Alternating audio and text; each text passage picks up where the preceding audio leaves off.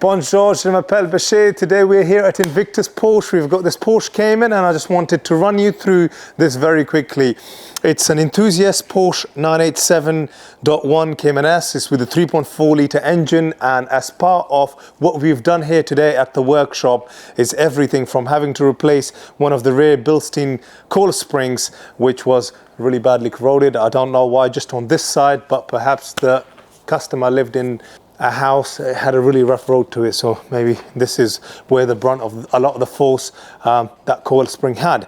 But also it's got new spark plugs now, it's had a bore scope inspection, an over rev report done, and also a fresh service.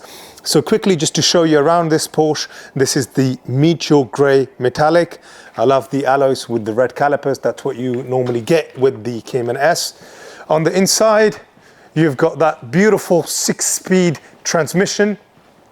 I just love this leather wrapped steering wheel. You've got the sport seats. These are two-way electrical. And also when you open the door, you've got the Cayman S finished in stainless steel. Gives it a beautiful added touch. You've also got the sports Chrono package with the sports button and the PSM button right there at the bottom. This from factory, from new, has been mainly owned by one owner. And that one owner then eventually sold it to a lady called Angie, and from Angie, our current customer had it, and that current customer we bought it from is now up for sale. And if you're looking for a good, well-kept example of a Porsche Cayman, this is one of those examples. I will now put up the ramp. Having it on the ramp gives us an opportunity to inspect this lower part of the front bumper and the under trays as well. But before I can delve into it any further, at this height, I'm not the tallest of people. You can see that these tires were replaced in 2025.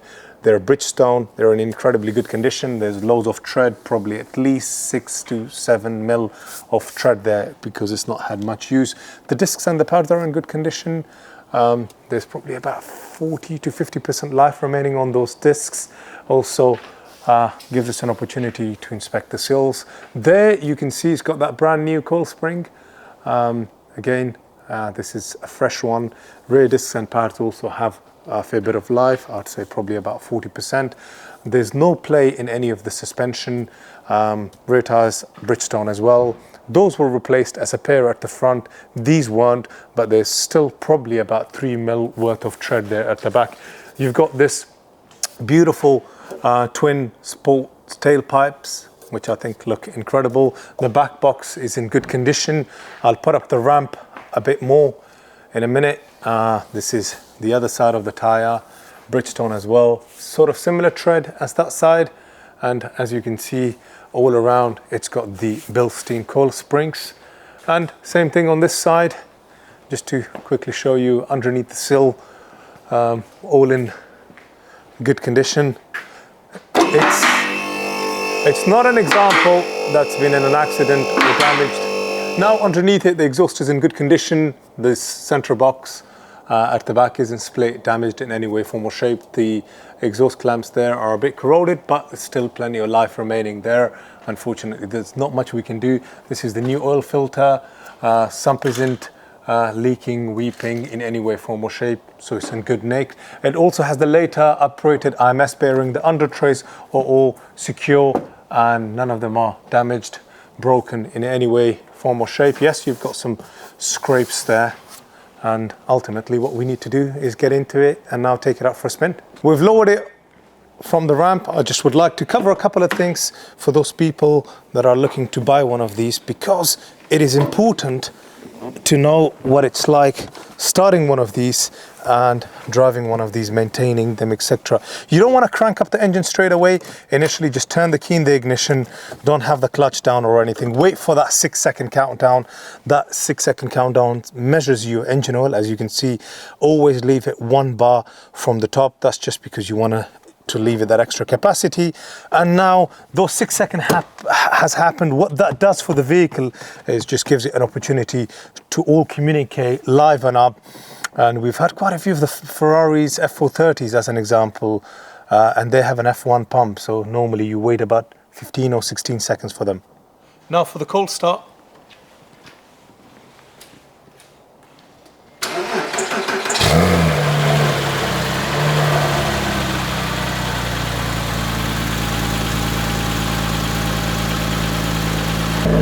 What's important on the cold start, I know you're getting a lot of the sound here from the exhaust system, is that there isn't plumes of blue smoke. Therefore, it's another indication that it doesn't have any sort of bore scoring. I mean, if you get a slight puff, it's okay. These are flat 6 boxer engines, so therefore you've got sort of 2 crankcases, and it's not a V-shape engine. Therefore, a tiny bit of a puff isn't a bad thing or something to worry about. But this, just with a bit of condensation and running beautiful, is a very good sign. There's nothing more satisfying than being behind the wheel in one of these Porsches, and this has a factory short shift, so please don't mind me struggle a little bit initially, because I think far too often nowadays we are battling with a PDK transmission. So a car like this with a proper stick shift 6-speed manual transmission, it's not something you tend to find nowadays. So it gives you that full-on engagement in terms of going up a gear, going down a gear, and just ultimately allows you to enjoy these cars for what they really are. The other thing is I was sharing a little bit about, in terms of feedback, in terms of starting them from cold, wait for that 6-second countdown. The other thing that is an absolute must, it's not that the engine temperature is up to temperature and therefore you can throw a car like this into your corners and absolutely, you know, smash the hell out of it. So it's not your engine temperature.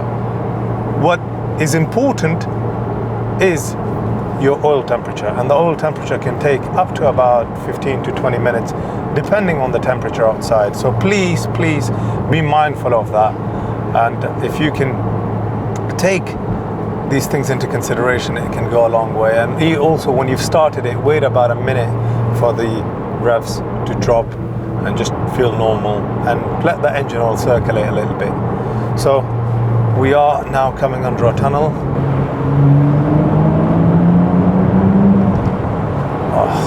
Especially with a factory short shift, it just gives you that, you know, you want to put it in gear, drop in gear, and just have that raw fun that you need to have with it. I mean, since starting it on the Ram, reversing it at the forecourt, and then just getting all our camera kits set up, the car has been running, so therefore I can make use of the sports button right here. Press that sports button, even the PSM struts stiffen a little bit, so you get a little bit more of a stiffer, driver focused, just angry drive. But genuinely, I do like to switch that off, just because the UK roads are now not really, no comment. So, but if you are somewhere on the beautiful roads in Wales, or maybe where you are in the inner countryside and you're surrounded by gorgeous, nice, flat, freshly laid out roads, or whether you're in France, Switzerland, or in Spain, then do have that option of PSM turned on. And now I'm doing 30 miles an hour. I'm in sports mode, and just fantastic. And also, the exhaust sounds absolutely incredible. Genuinely takes my breath away. A lot of people ask me, what do I think about this versus the Porsche 911? What is the better car? The simple answer between what is the better car between a Porsche Cayman or a 911, I'd have to say is the Cayman, because to begin with, the engine is in the right place. It's a mid-engine car, so it's perfectly balanced and was poised for giving you absolute peak performance quite quickly without having to have optimum temperature in your brakes and your tires. With the Cayman, it's just everything is right. You haven't got, sorry, I'm just controlling the climate control, you haven't got the worry of faffing about, like I said, getting all these things to optimum temperature to make the most of it. You can do it quite quickly in a Cayman, up to about 5 minutes of driving, and there's no slippage in terms of a rear wheel slippage, etc. Just right, just perfectly built. with the monocoque chassis. It's a lighter car, two-seater, and ultimately all of these contribute towards the performance and the driving the driving and the handling, and just so much more driver focused, and ultimately all of these performance attributes make it a much better car. Performance numbers, I mean, it's impressive. There's nothing understated about the Cayman 987.1 or the .2, and whether it's the base or the S variant. And in this generation, the base is 2.7 liters, and the S is 3.4. And on the subject of the numbers, 3.4 liter, naturally aspirated, flat six, boxer engine, producing 295 brake horsepower, 340 Newton meters of torque, a top speed of 171 miles an hour, and a 0 to 62 miles per hour possibly in about 4.8 seconds. So really, I mean, please tell me what is understated about these figures. And you shift it down from third to second.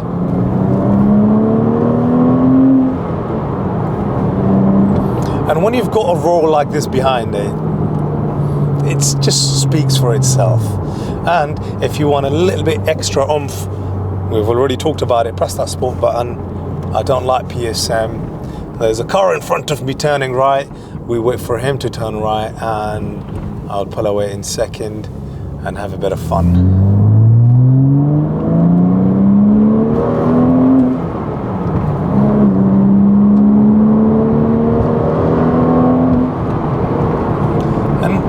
Cars out there that can do what this is able to do? Not many. And just overall, buy one if you can, whether you're a first-time buyer or you've had a 911 and you want another toy in the garage, then do.